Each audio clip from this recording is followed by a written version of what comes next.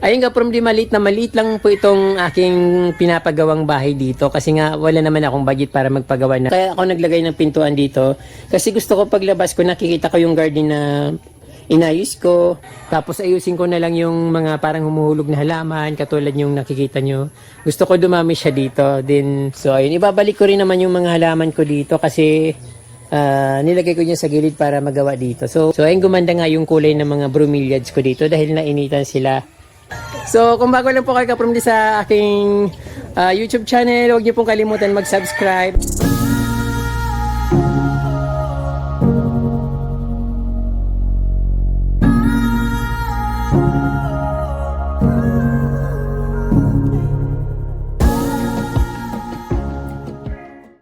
Hello, magandang araw sa inyo mga ka-from day. Nandito po ako sa aking tahanan na ginagawa. So gusto ko pong i-update sa inyo para alam nyo kung ano na yung itsura ng bahay ko. At syempre yung garden ko, inayos ko pa rin dito. Kahit na ginagawa pa lang yung bahay ko, palaging busy rin ako dito sa aking garden. Syempre, unti-unti ko nang ginagawa yung aking garden para pag natapos yung bahay ko, konti na lang yung gagawin ko. So ngayon ka-from day, i-update ko kayo sa aking pinapagawang mansion dito sa Barangay Gubat. So ito nakikita nyo nga sa aking likuran. Ang tagal niyang magawa, nainit din ako kasi nakikitira lang ako doon sa kusina ng nanay ko. Sobrang daming lamok. Tapos umuulan dito, tinutuluan ako minsan. At ayun, sabi ko sana magawa na yung bahay ko. Kaya lang tumitigil yung paggawa dahil kulang ako sa budget. Although sabi nung gumagawa at least 2 weeks na lang tapos na siya. So sabi ko masyadong matagal pa yun, sana magawa na. Kasi nga ang hirap pag nasa ibang bahay at hindi ako comfortable. Ayun. So ayun, kapag ipapakita ko sa inyo yung munting nagawa sa aking pinapagawang bahay. So ayun, kahit umaraw at umulan, hindi pa rin ako tumitigil sa pag-gardening. Inaayos ko pa rin yung garden ko dito.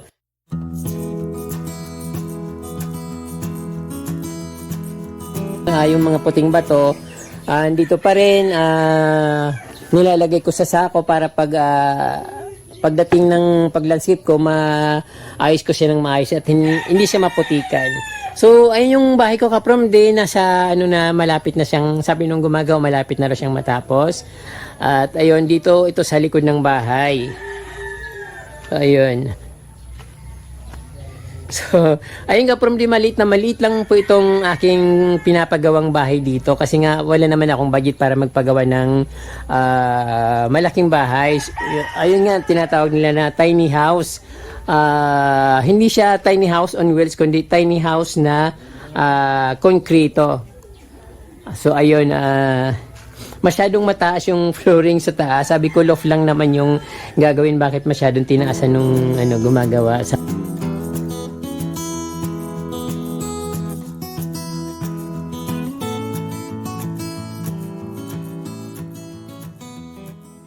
So ayun, mayroon na siyang may taas na siya. So ito yung pinaka beam para sa sahig sa taas, yung pinaka loft niya. So masyadong malaki yung loft. Parang pangsalas na yung dating niya. Sabi ko dapat maliit lang.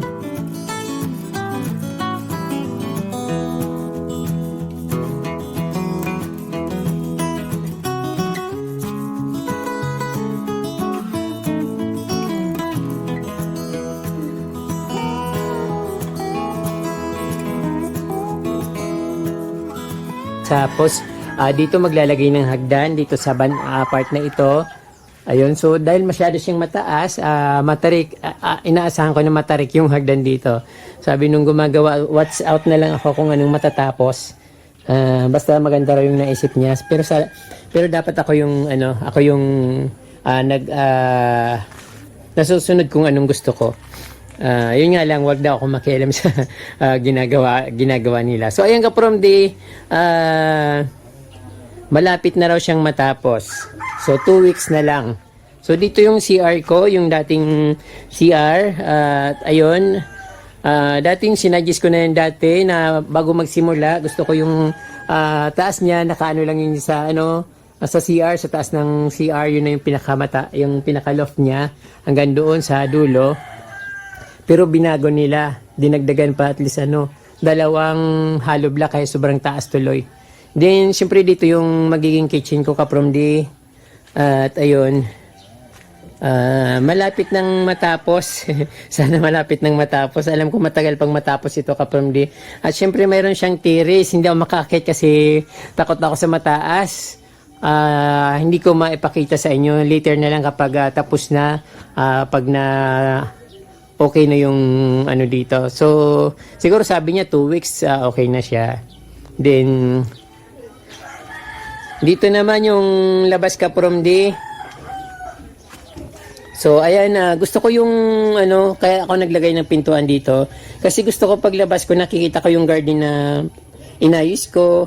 Ayun, naghakot ako ng lupa, galing dun sa mga 100 meters yung inahakot ko. Kasi may gumawa dito ng kanal, yung lupa, nakakalat lang dun sa may basketball court. So, ayun sabi ko kung hindi rin naman nila kailangan yung yung lupa. So, sabi ko sa akin na lang para tambak ko dito sa aking mini garden. So ayun, naitabi ko yung mga puting bato. Nakita nyo naman dati yung puting bato na niligpit ko dito. Yun nasa yun nasa pathway.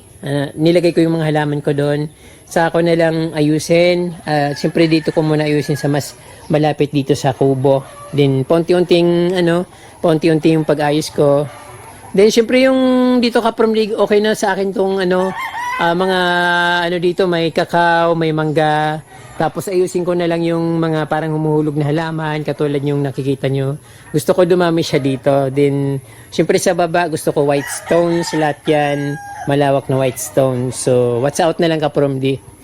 So, pupunta tayo sa harap ka-from D kung anong itsura ng bahay ko. Low cost lang ito ka-from D. So, yun nga, sabi ko kasi wala naman akong budget. Ito yung pinaka bahay ko dati. Hindi pa siya ginigiba at nagagamit naman nila kasi pag yung gumagawa sa taas, yung mga materials na para magawa yung taas yung nagagamit nila. So ayun, saka na lang daw gigibain yung old kubo. Ang daldal ko ka-from D, bilis-bilis ko pa magsalita. So, ayan po, ayun na siya, may naka-form na bintana, siguro sa, mga Winis de yata, baka mayroon ng lahat na paligiran, na palibutan na siya ng hollow block. So, ayun. Maliit lang siya, kaya lang malaking tingnan dahil yung kubo dito sa baba, hindi pa na gigiba. So, dito naman yung dati kong garden sa front yard. Sabi ko, dadagdagan ko yung dito, yung lupa, or palagyan ko ng mga buhangin na galing sa ilog para maitaas ko yung dito, yung garden ko. So, ayun, ibabalik ko rin naman yung mga halaman ko dito kasi nilagay ko niya sa gilid para magawa dito. So, once na magiba na yung nandito sa, nandito yung kubo ko, pag nagiba na siya, so, yung mga puting bato, ilalagay ko dito sa gilid. Para yung, yung mga tinambak ko dito na white stones. So, magawa ko na rin yung dito kasi papatabunan ko ito ng buhangin na galing sa ilog para tumaas yung lupa. Tumaas yung floor niya para hindi bumabaha at para hindi rin nangingitim yung mga white stones. Kasi pag nabababad siya sa tubig, umiitim siya, dinadapuan ng mga lumot. So, ayun. Ito yung mga halaman ko dito. Kahit na wala sila sa ayos, dinidiligan ko pa rin sila. So, ayun, gumanda nga yung kulay ng mga bromeliads ko dito dahil nainitan sila.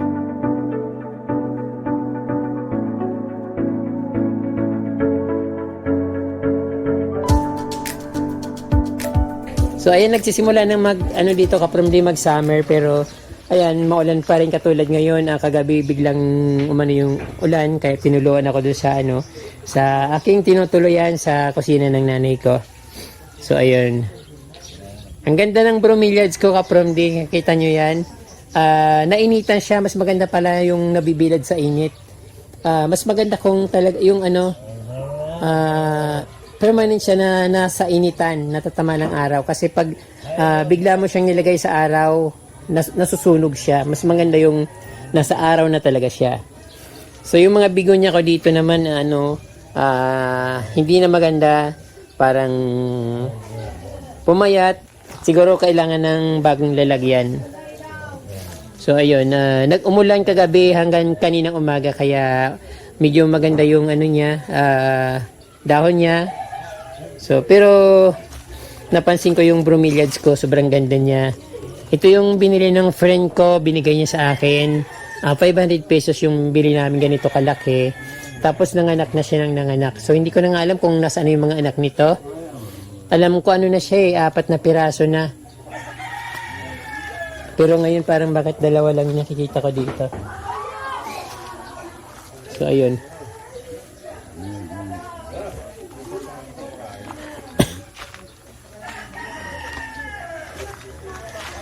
Nabili ko na yung kahoy na kailangan ko dito sa loob. Yung gagawin kong para sa sahig. Pero yung isasahig ko lang ka-from the plywood kasi masyadong mahal yung kahoy, hindi ko afford. Ayun,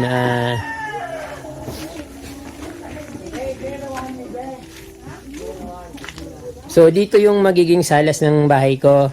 Pag dating dito sa bandang pagpasok, dito yung salas niya. Then yung sa harap na yon, yung sa gilid na yon, yung nakaharap sa camera, yun yung may lalagyan ko ng hagdan papunta sa loft, papunta ng taas.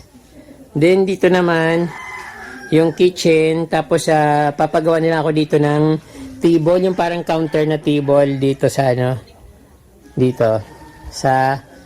dito mismo sa na to, sa gilid na to, para doon yung kitchen, tapos may lababo. So ayun. So siguro na-imagine nyo na ka-from yung itsura ng magiging bahay ko dito. Maliit, 5 by 7 lang yata ito. Alam ko 5 yung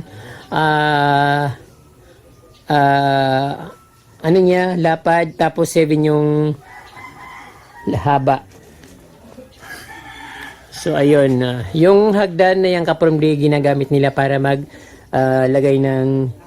magdala ng hollow block sa itaas. So gusto kong ipakita sa inyo, tika, baka pwede akong makit. Kaya lang, yun nga, natatakot ako sa mataas. Paano to? Ayun.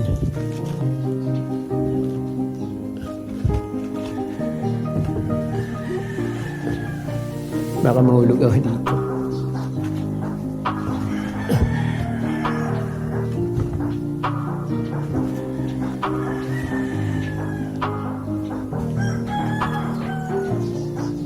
Delikado, maulan. Ay.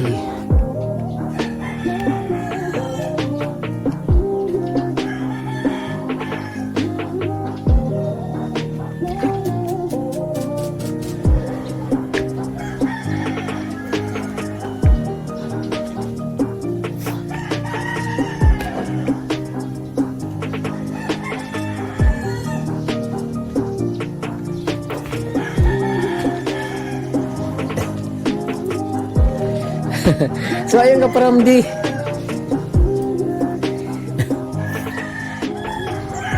So ayun mga ka-from nakakit pa ako dito sa taas ng aking bahay. So mas madaling makita yun dito kung ano yung view ng bahay ko. So ipapakita ko na sa inyo, although hindi pa naman siya tapos. Kaya lang excited ako ipakita sa inyo. So kung bago lang po kayo ka-from sa aking YouTube channel, huwag niyo pong kalimutan mag-subscribe at ayun, thank you sa inyong support. At syempre pindutin niyo rin yung notification bell para pag may bago akong video, makikita niyo kaagad or mano-notify po kayo. So ayun ka-from, pakita ko sa inyo yung taas dito ng aking bahay. Para pag pumunta kayo dito, may papatuluyan ako sa inyo.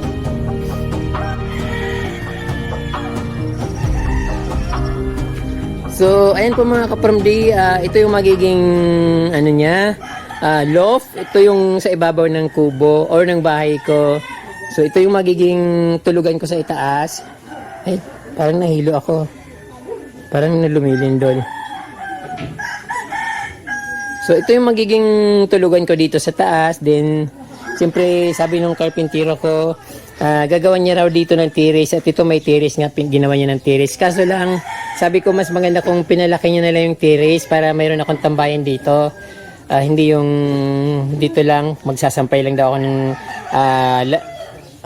labahin ko dito, yung pakilaba ko raw dito raw magsasampay. Pero mas gusto ko sana yung mayroon akong upuan dito, medyo siguro at least dinagdagan niya pa ng 1 metro para gawing pwedeng matulog dito sa pwedeng maglatag dito sa ibabaw para ayun mahangin at lagyan ko sana ng bubong. So dito naman yung mangga and natatakot ako from dito sa taas kasi takot talaga ako sa mataas na lugar. Ayaw kong pupunta sa mataas na lugar. So kabado ako kapag ganito yung nakikita kong lugar, pakiramdam ko mahuhulog ako. So ayun. Dito yung harap ng aking bahay. Ayun, kita niyo yung aking mga halaman. Then, ito yung, pinakaharap.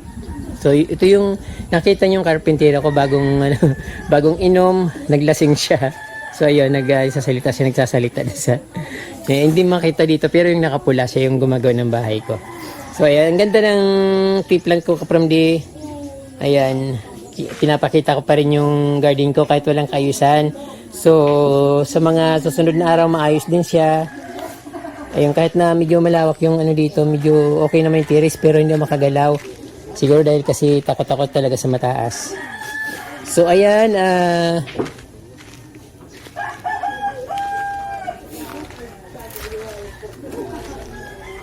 dito naman yung backyard garden ko.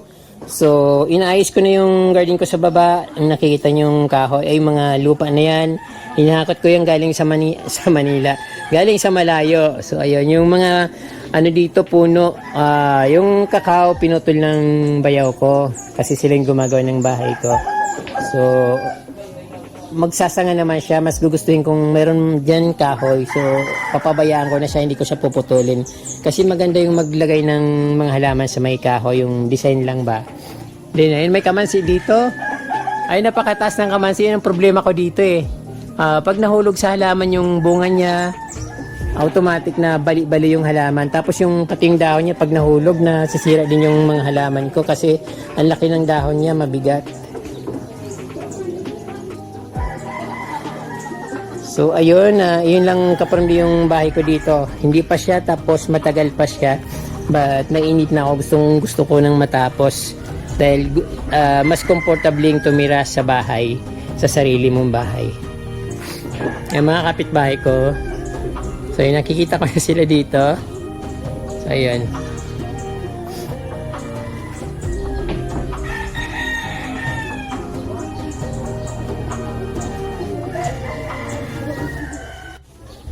So, ayun po mga kapromdi, nakita nyo po yung aking pinapagawang bahay dito. In-update ko lang po kayo, baka iniisip nyo hindi ko pinapakita yung bahay ko.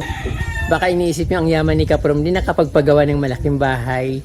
So, ayun, nakita nyo naman kung gaano lang kaliit yung bahay ko dito. Yung tiny house nga na tinatawag, kaya lang konkreto. So, ayun po mga kapromdi, maraming pong salamat sa inyong panonood. At huwag nyo pong kalimutan mag-subscribe sa aking channel at pindutin po yung notification bell para updated po kayo sa aking mga bagong post na videos. So ayun mga ka-Permdi, sa susunod kong update, malamang dito na ako nakatira sa aking bahay at makita nyo ko yung dinemonstrate ko kung anong klaseng bahay ito, kung anong yung nasa loob ng kubo or ng bahay ko dito sa Barangay Gubat. So nakita nyo naman na maliit lang talaga siya, 5x7. So ayan po, maraming pong salamat sa inyong panonood. Diyos mabalos, muchas gracias. Bye!